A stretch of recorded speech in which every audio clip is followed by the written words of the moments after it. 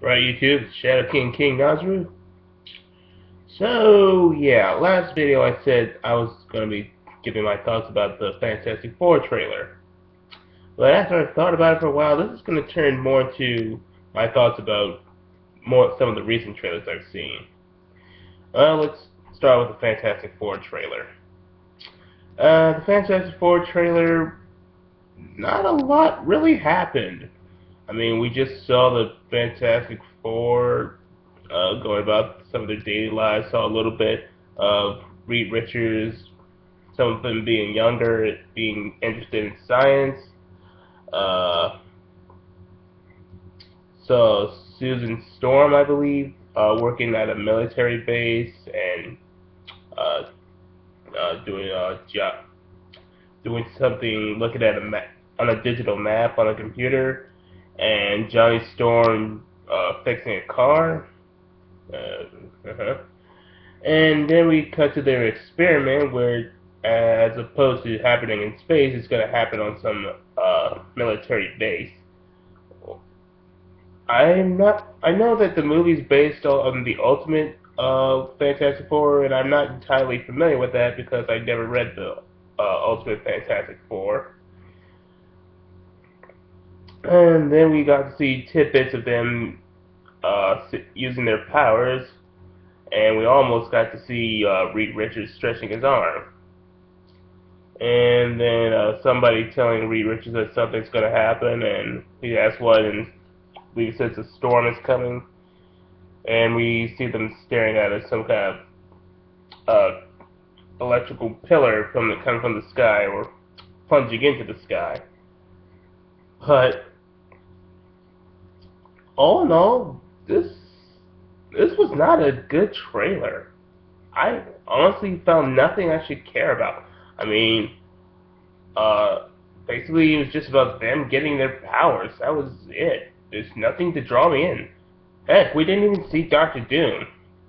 Though in retrospect, with what they said about him not being the ruler of Liberia, with aspirations to rule the world through peace through tyranny, instead he's going to be some antisocial blogging hacker with a different name from Victor Von Doom, and Doom is just going to be his username.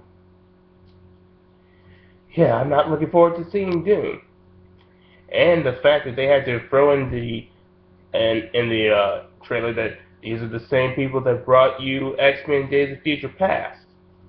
Hey, 20th Century Fox, you know what else you brought us? Dragon Ball Evolution. And with as much as I've heard about this trailer, that's about as much effort as you're putting into this movie. Fuck this movie. Well, not in this movie, just fuck this trailer. And fuck 20th Century Fox for how royally they're messing up this movie.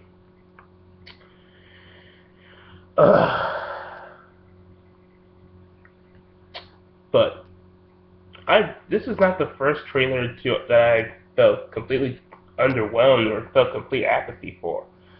There was the movie trailer for Terminator Genisys. Genisys. What is that trailer called? Genisys. No. That's not how you spell Genesis. They did that on purpose. Idiots. So, yeah, the title is actually Terminator Genisys. It's spelled with a Y.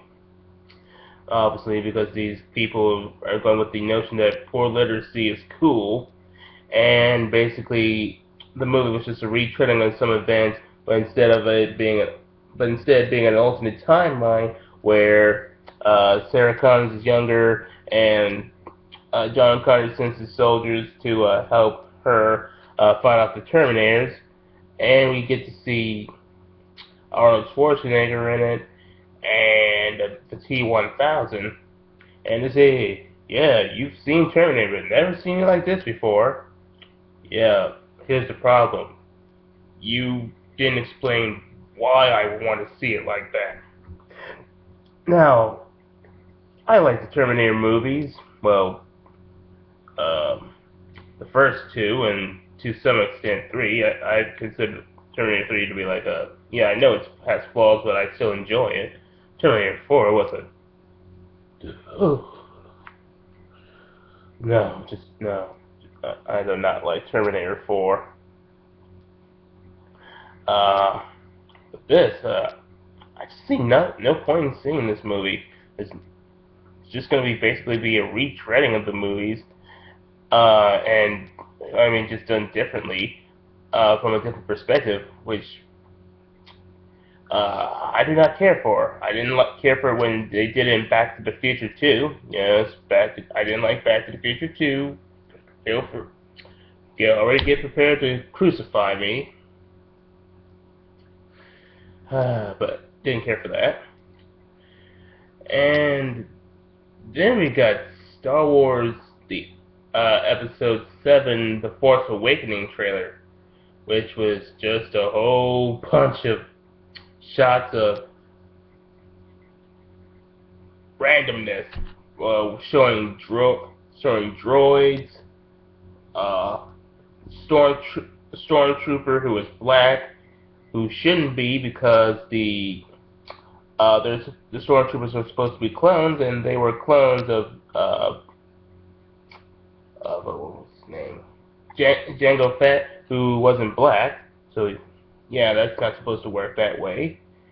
And then we got to see the Millennium Falcon, and got to see a Sith Lord with a lightsaber that had a lightsaber hilt to it. Why? What function does that serve? I mean, with Darth Maul, he had the elongated lightsaber staff with dual lightsaber edges. At least that would serve to fight two opponents at once. At least that makes sense. But what's the point of that? This just felt like a giant, desperate attempt to get fans to nerdgasm off the nostalgia for practical effects in the old Star Wars trilogy. I mean, there was nothing special about it. I didn't get any notion of what this movie was going to be like. It was just playing on that. I mean, it's this kind of thing that just makes me, just this kind of thing that proves that J.J. Abrams is a fancier version of Michael Bay. So sorry, I gotta cut this video short. I gotta answer the phone.